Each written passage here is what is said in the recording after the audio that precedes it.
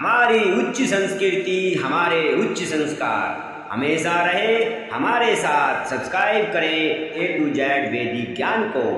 सनातन संस्कृति के महान पवित्र ग्रंथों को लेकर आ रहे हैं हम, जिन्हें आप सुन भी सकते हैं हिंदी में और पढ़ भी सकते हैं हिंदी में। भगवान श्री राम ने बाली को धोखे से क्यों मारा, इसकी एक छोटी सी कथा जानेंगे, इसके कारण जानेंगे।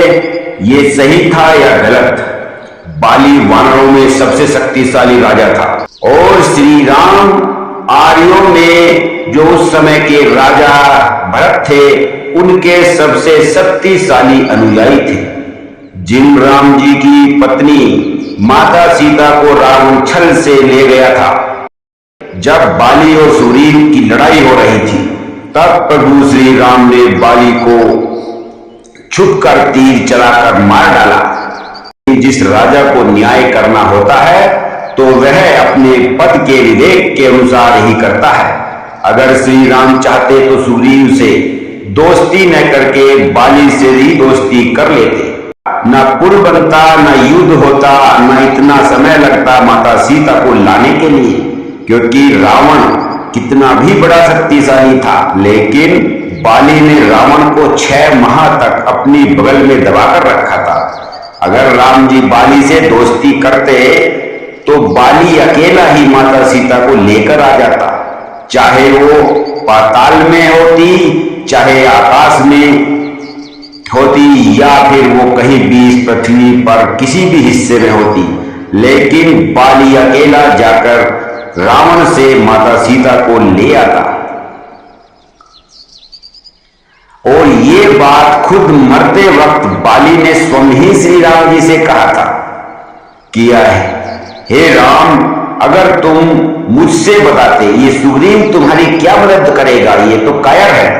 अगर तुम मुझसे बताते, मुझसे दोस्ती करते, तो मैं अकेला ही रावण से माता सीता को लाकर आपके पास, आपके चरणों में ले आता।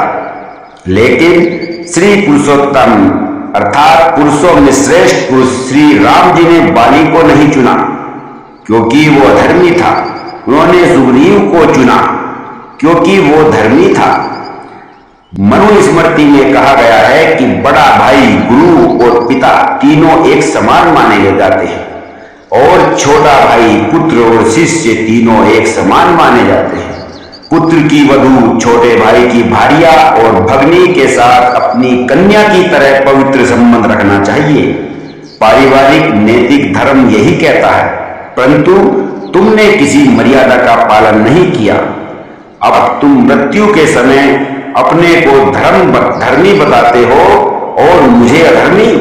अपने छोटे भाई को तुमने बिना किसी दोष के राज से निष्कासित कर दिया। अपने छोटे भाई की भार्या को तुमने छल से सभी मर्यादा को भूलकर पत्नी की भांति नैतिकता से रिश्ता बनाया।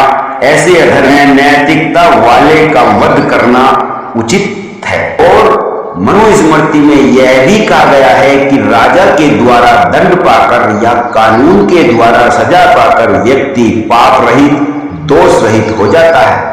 उसका जो दंड है, जो उसने पाप किया है, उस दंड को पाकर वह उस पाप से मुक्त हो जाता है। इसलिए मैंने ऐसे पापी को दंड देकर नीति के अनुसार सही किया है, और इसे जन्म जन्मांतर तक सही माना जाएगा, क्योंकि जो जिस तरह अधर्म करता है उसे उसी के अनुसार दंड देना नीति के अनुसार सही पाया जाता है, सही होता है, सही माना जाता है। उसके बाद बाली को अपनी गलती का एहसास हुआ और उन्होंने श्री राम जी को प्रभु जानकर उनके हाथों से मृत्यु पाकर अपने को मोक्ष पाकर क्षमा मांगी और अपने को धन्य कहा कि हे प्रभु, मुझे आपके द्वारा, आपके हाथों से मृत्यु पाकर मोक्ष को प्राप्ति होगी। सभी भक्तों से पूछता हूं कि और कमेंट करके जरूर बताना कि श्री राम ने बाली वध करके नीति के अनुसार सही किया या नहीं। क्योंकि दोस्तों, भक्तों, हम सभी जानते हैं जो जिस प्रवृत्ति का होता है उसे वही प्रवृत्ति समझ में आती है और उसे गलती का एहसास भी जब ही होता है जब उसके साथ उसी प्रवृत्ति के अनुसार बर्ताव किया जाए।